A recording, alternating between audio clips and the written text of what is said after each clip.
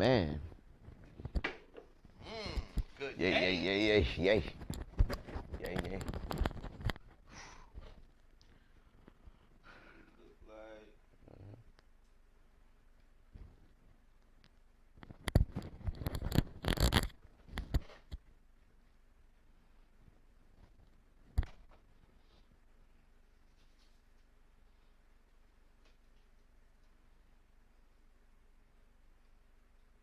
So give me the.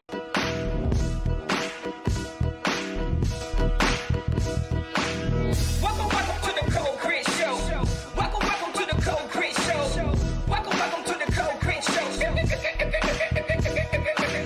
Hip hop comedy entertainment. Hip hop comedy entertainment. Hip hop news entertainment. Welcome to the Cold Chris Show. Welcome to the Cold Chris Show. Welcome to the Cold Chris Show. Cold Chris Show. Hey, you're tuned in to Cold Chris TV. Yo, you're tuned in to Cold Chris TV. Is your mic on? My mic is on.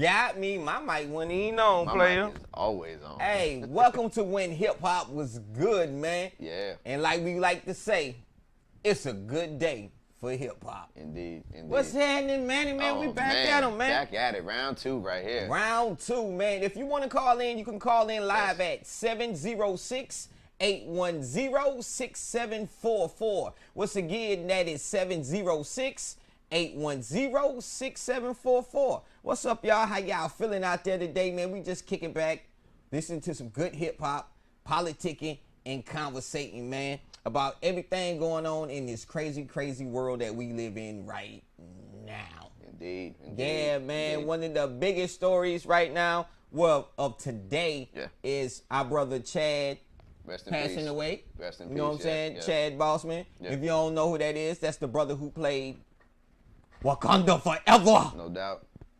Black Panther. Indeed. Passed away. Indeed. What was a couple of his other acting? Jackie Robinson. Jackie Robinson.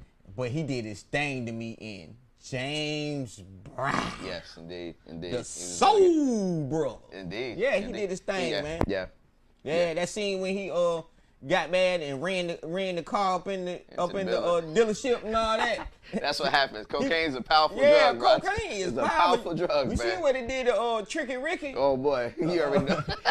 Ricky James, Ricky you know what I'm saying? James. Sent them all the way to the chain gang. Man, you know what I'm saying? So it happens, man. Yeah, man. So we like to say rest in peace to Yes. the brother Chad. Yes, we do. We do. Much respect to the brother Chad for putting it down in the industry very hard for a lot of our people and really being a positive role model, man. Everything that came out of that man's mouth was positivity. And that's something that I know I personally am working on a constant and daily basis. Yeah, most definitely, man. So yeah, man, we just like that. The brother left us with so much great work. You know what I'm saying? And he was a awesome actor. Awesome actor. That I feel that was still at his rise. He was in the middle of his rise right now. He hadn't even scratched surface. He was still right at the beginning of it all. To, be chopped down at 43 years old from colon cancer, man. It really hurt me last night. About 10:30 last night, I saw on social media that it had happened, and it broke me down. It's almost like losing a best friend. Yeah, you know what I mean? When you have somebody that was that genuine, you could tell he was a genuine brother. And it really hurt, you know what I mean? I really sat there for a few minutes, and actually I was getting ready to give you a call, and I said, nah, I said, let me just kind of, take to myself for a second, think about it, hopefully he, had his affairs in order and his family's okay, just kind of, giving up prayers for his family, man, because, that's got to be a hard thing, man. Yeah, it is a very hard thing, man. So we want to say rest in peace to that brother, man. Yes, indeed. In other news, man. Yes. We got to talk about this nonsense going on in Wisconsin, man. Oh, my goodness. You would never think Wisconsin would be popping like it's popping, right? Right now. Right now. Ain't nothing going on. You say Atlanta, you say New York, you say Cali, but Wisconsin, of all places, it's popping right now. Popping. Like, people are dying for no reason. You got this young kid that was walking around with an AR, right? With he had an an AR or the AK? 17-year-old white kid. Why did he have an AR? Why did he have a rifle? Why did his parents allow him to walk around But you know, pictures with a has, piece. I'm gonna answer that. You know, pictures has surfaced of his mom in boy. full military Oh, gear. yeah, she's real. Military I gear saw it. I and saw all it. that stuff. I So, saw so it. she's really down with the, you know what I'm saying, the Yeah. Nazi skinhead cause. It's you know real what I'm saying? serious. So, Yeah, I saw it. She was all camouflaged down with the hat. Yeah, social media is circulating that very much right now. And it's also said that she's the one that drove him across state lines because, you know, he's not from Wisconsin. No, where is he He from? did what he did after he shot. Yeah. You know the scene that you seen when the people was chasing him, Mm-hmm. he fell to the ground and he rolled around and started shooting people, right? Yeah, yeah. Well, you know what I'm saying? Remember when he got up and started walking away, Mm-hmm. he actually walked all the hell away. How it got to that point is what I want to know. What made him think it was okay for him at his age to walk around with an assault rifle? Not only an assault rifle, but to be able to walk around during these times and do something like this. That's what's really troubling me. My personal opinion, what I think gave him the big balls to do that. The parents? His parents, and then I feel like Donald Trump gave him the green light. Gave his parents the green light. Gave his everybody parents, the green light. Yeah. Gave everybody the green light. It's been a lot of racial tension. Yeah, that's that philosophy. It's always been around though. But it seems like because of cameras, camera phones, the internet, we're getting a bigger picture of what's going on in America right now.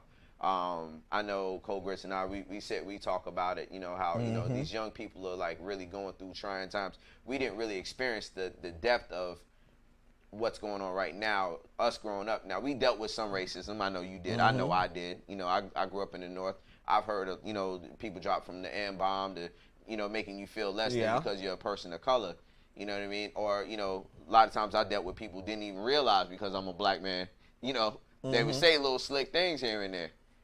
So it was a lot of that going on, you know what I mean? But the stuff that the children are going through right now is totally different in comparison to what's going on. Because it's very candid. Absolutely. It's very candid. It's very candid, and that's what makes it different. Because, all the stories that we heard, or we might have witnessed, if you didn't witness it, you read it. Yes. You know what I'm saying? And your reading takes it in depth if it's worded right. But it's different when you see it. Yes. You know what I'm saying? And so now with these camera phones and this technology that we got now, we're actually seeing it. Yes. You know what I'm saying? So, Absolutely. yeah, man, that's pretty crazy out here how everything is going right now, man. I posed a question to you like I did earlier. I flashed back to when I was a youth, and I asked you probably earlier when we were going through our pre-production. How many times have you dealt with law enforcement pulling you out of your vehicle or making you feel less than a man or going through something on site that is still relevant to you at this point in your life in your 40s? Me personally, man, I had to do a self-check one day, man, that broke me down, and I was in the car and I actually came to tears. You know what I'm saying? I'm not afraid to say I cry. You know what I'm saying? Man is afraid to say he cry. You ain't no man to me. Exactly. When something touch you diddly, you know what I'm saying? Sometimes it make you cry. Exactly. What hit my heart was I thought about all my run-ins with the police. I had a lot of them. Yeah, me too. Cause I was a young dude that was in the street that was blinded, so like my mind was so clouded. I was gang banging, selling dope, doing everything under the sun that brings you into contact with the police. Yes. And then I was the type that I'm running from the police. I'm fighting the police. Yes. You know what I'm saying? Yeah. When you pull me over, you got to do your job. Yes. If you just ate lunch, Yeah. when you pulling me over, Yeah. oh, you finna throw all that up because I'm finna run it I'm out about to you, run you punch down. it out you. Pretty You know what I'm much. saying? Yeah. I'm finna do something. You That's got to where put you some were. work in. That's where you were. You're just not finna pull me over Yeah. and think you just gonna have a nice little walk in the park. This is early Cole Grits. Oh, this early is code grits. You had to get Cole Grits. you gotta have training. You know what I'm saying? Exactly. So that's how I was Exactly. when I was young. So Yeah. it reflected me and say, man, you know what? That could have easily been me. Yes. And the reason why I said that was this is a couple of them situations that I seen that people didn't escalate nothing. Yes. They didn't cause no problems. No. Or they was, you know what I'm saying, they didn't give no attitude. No. I was giving attitude. Yeah. And trying to fight. And I just think that our Most High Indeed. just kept me in favor and kept me safe because Indeed. I could have been one of the You was brothers wildin'. easily. Yeah, absolutely. Easily. I could have been Absolutely. one of those brothers. Yeah, absolutely. Yeah. I was in between New York and New Jersey, pretty much my whole life.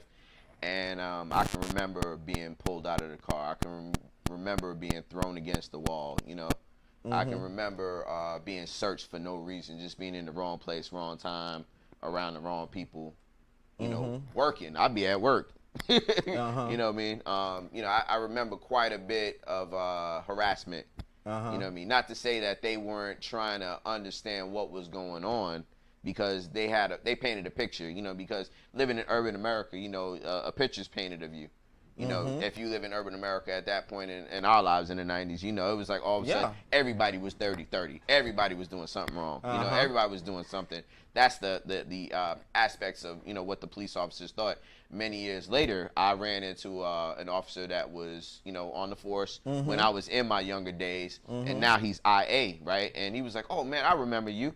And I'm like, "Man, it's 20 years ago." He's like, "Yeah, I remember everything was going on." He was just running names down for people that I was associated with and who, you know, crossed my paths and I crossed their paths, and, you know, just dictating timelines of things that went on and stuff that happened, you know, on the block, off the block, you know, stuff that I saw, things that I got caught up in. You know, it was a lot to deal with in New Jersey in the 90s. It was crazy. You know, I grew up right in the middle of when, you know, I was in Harlem when crack hit Harlem. Yeah. I was there. You know what I'm saying? I would walk to Rucker Park.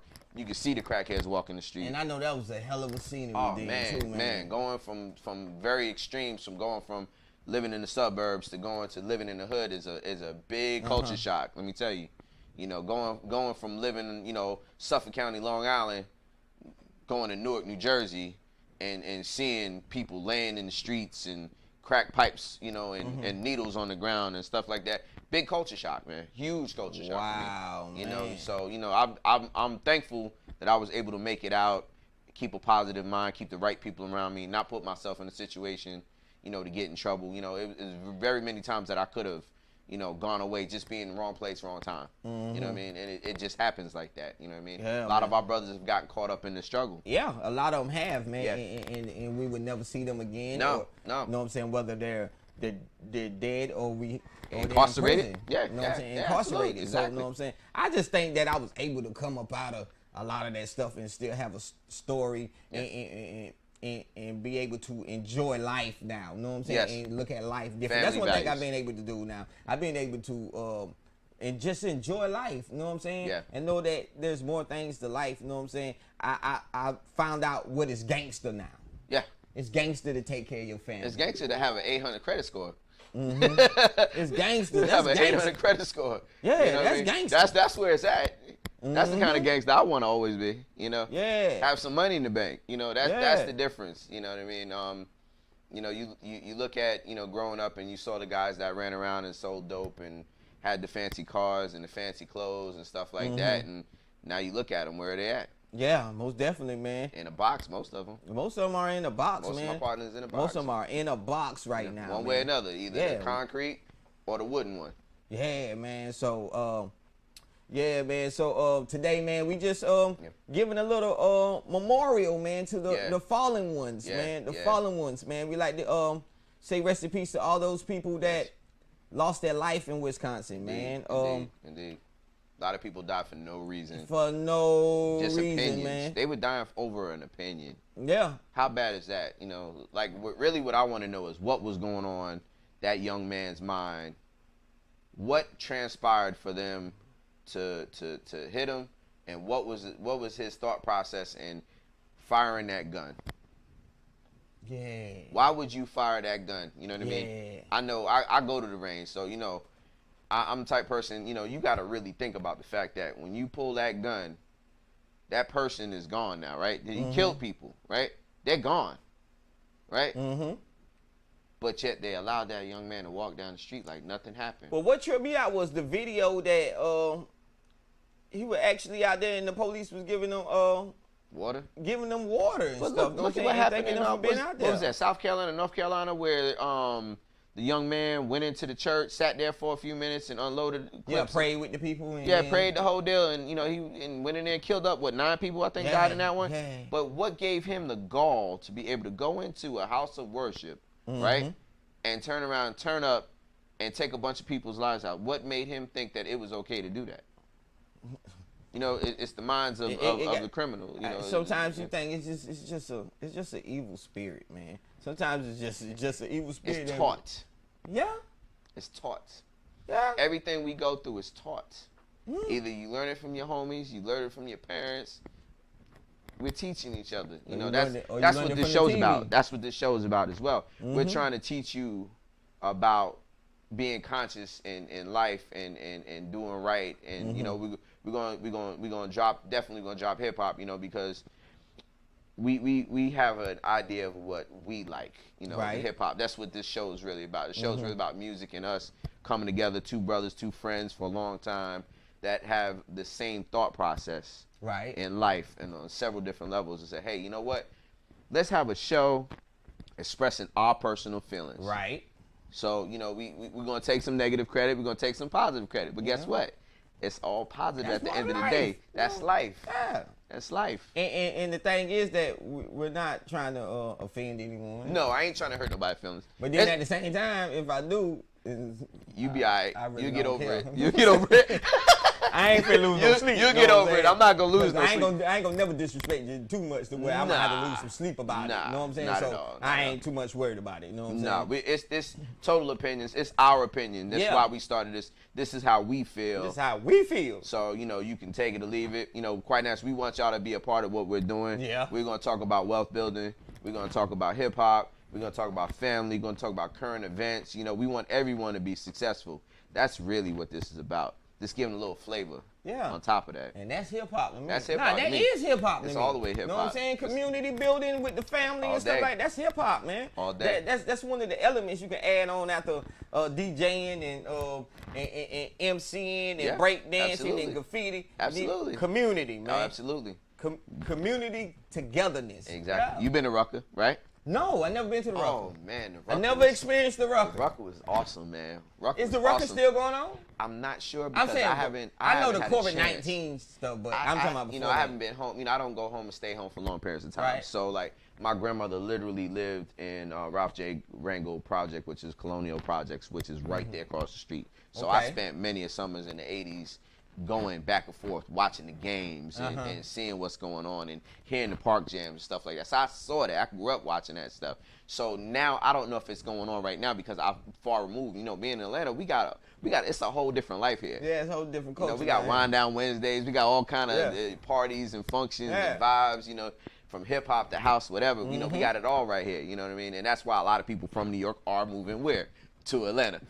It's the same thing. Atlanta's popping right now, man. It's popping. It's been popping for years. So, you know, we're thankful. Atlanta is really popping right now, man. Absolutely. Most definitely. Atlanta is popping right now. Absolutely. So, you know, the biggest thing right now is like we said earlier, and we'll say it again, we just really want to kind of give some knowledge to what we felt was hip hop during our time. You know, what we felt, you know, what we loved, the vibe that we loved. You know, it's not condemning any of the new jacks or the new people that are coming out with music. It's just like, hey, not to say we're stuck in that era, but we're here and this is what we love. This is what we, you know, this is what we ride in the cars to. You know what I mean? This is what, you know, Cold Grits and I ride to the car. You know, we ride in the cars and listen in the house. You know, we started talking about the Nas album. I haven't heard it yet. I'm gonna actually check it out. You know what we got to review it, so we're not gonna talk about it because I can't give. You can't give your review. I can't give my review because we be back on you next week though with it. Yeah. We got to review this Nas album. We're gonna review the Nas album, and I think the Locks dropped too. I believe. I didn't see you. Put me on with that I think the Locks dropped. I have to double check. I saw some stuff on social media. You know how social media sometimes folks lie.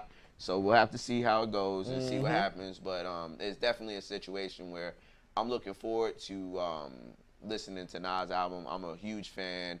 Like I said, I met the brother twice. Okay. The I Am album, a friend of mine was doing security for him. I actually sat down in the studio while he was doing the album, so I was there. Okay. You know what I mean? I wasn't in the booth, but I was in the building, as they say. I was in the building. So that's all that matters. You was in the building. You know, I was very fortunate. A brother by the name of Kwame Ennis was his security and a photographer, and I rolled out with him and got a chance to meet, shake his hand. Very nice brother, man. Very nice. That's a hell of an experience, right there, man. I've been very blessed, man, to meet a lot of really good people in the industry, you know, throughout my life. I'm thankful, you know what I mean? And I've only had a couple negative, which we won't talk about them, but we'll talk about the positive factor that, you know, hip hop is alive. You know, I think that we got a lot of artists out here right now that have the potential to be the greats. To be the greats? To be the greats of their time. Of their time. Oh, yeah, we got some to be the greats of their time. Who do you think? Of course, young Kendrick Lamar. You know Love that dude, man. Love that dude. I gotta holler at my hometown. You know what I'm saying? My hometown homeboy. Goddamn J. Cole. J. You know Cole's a bad dude, North man. Carolina. J. Cole. J. Cole's a bad dude, Young man. Jermaine. Young Jermaine. I like YB Cordae. Okay, I just got turned on him not long ago. He's dope. He's dope. I like Earl Sweatshirt. Earl Sweatshirt. Okay. Never heard of him, huh? Nah, I gotta get on my underground more because Earl Sweatshirt. Yeah. I've been playing this radio stuff so much lately that I've gotten away from the underground, real raw hip hop, and that's what this whole podcast is about. This is our whole show is about really understanding hip hop. And what is hip hop to you? How important is hip hop to you? It's huge. You're locked in right now to When Hip Hop Was Good, hosted by Cold Grits and DJ Manny, man. You know what it is. Yeah, man. So we just sitting back here. I know you see we got the Kung Fu flicks in the back, what man. you know about Saturday with the Kung Fu flicks, man? We They don't know nothing about that. Kung Fu flicking it out. You got to be at least able to vote to understand what the Kung Fu flicks is going on, man. I got the old Kung Fu flicks in the back and stuff like that, man. Indeed. Hey, another thing I wanted to discuss today, man, was the big move that the NBA and the WNBA and a couple major league baseball teams did. Saw that. Took the boycotting. Yeah, You know what I'm saying? exactly. NBA boycotted their Game 5, starting with Milwaukee Bucks, which I think was big. Yes. You know what I'm saying? Because the Bucks play 40 miles away from where the shooting happened. Yeah, right on top. That's their team. Yeah. You know what I'm saying? That's their team. And they decided that they was going to lay down and not play Game 5 along with the rest of the NBA players. Yeah. And I think they actually got it into discussion actually talking about discontinuing the whole playoffs. Really? You know what I'm saying? I don't know how true that word is, but that's what's in the air right now. We'll see, because there's always checks involved. So there's also contracts that got to be fulfilled. There's contracts that got to be fulfilled, and there's checks involved. There's a lot of money being lost right now. So we got to kind of wait and see. TBD, as they say, to be determined on what's going on with the industry. With sports, with entertainment. You know what I mean? There's a lot of concerts that are all on YouTube now. You know what I mean? So I watched a couple games, just kind of scanned through, and it seemed like they got screens on the court, right? Have you noticed that? Yeah. With the screens in people's faces. Yeah, they actually like chroma keying people in. Yeah. On the it's pretty cool. On the screen it's right now. Cool. That's what they're doing. You know I want to see how it's going to be.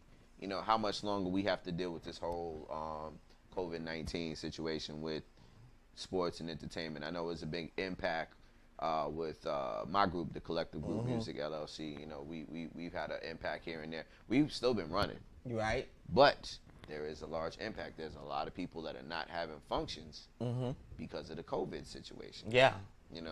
I sent out a mass message this week. We're doing an event tonight, and I had a couple people say, "Yup, I'm quarantining." But what's funny about that, right? You go into the grocery store. Right. I'm pretty sure you might be going to Mickey D's. I'm pretty sure you went to work, right? I'm pretty sure you went to the hair salon. I'm pretty sure you got your nails done, right? That's the funny fact. I don't know if you've seen some of the hypocrisies that people been laying down. I'm not gonna come out to your event and eat some pizza or come just say hey, because I'm scared of COVID-19, but I just seen you in Publix and Kroger the other day with no mask on. With none. With nothing on. Nothing. You butt naked face. Bucket naked. Butt naked face. That what we call that butt naked face. All day. Hey, you rolling out here butt naked face? Pretty much. Can't be out here butt naked face. Gotta keep it covered. But it's a lot of that going on, man. It's a lot of hypocrisies. Tell them about what you got going on tonight, man. Tonight, man, we're at Nancy's Pizza out in Conyers from 7 to 11. DJ Truth, my best friend, 35 years. We're going to be out there. I'll be hosting. I'll be mixing up a little bit. I'm a DJ a little bit. Just inviting everyone out tonight. It's going to be a great time, great place. Family related. You can bring your children. No X-rated music. We're playing R&B. We're playing from 70s to 90s R&B. Keep it real, smooth and sexy. Not too crazy. I'll have my daughter. She'll be there. She's 12. My niece right here, she'll be in the building. She'll be 4? 5. Should be 5 coming up next month. So, you know, we're going to keep it very, very G-rated. It's going to be a good time, man. Yeah. You know, it's family time.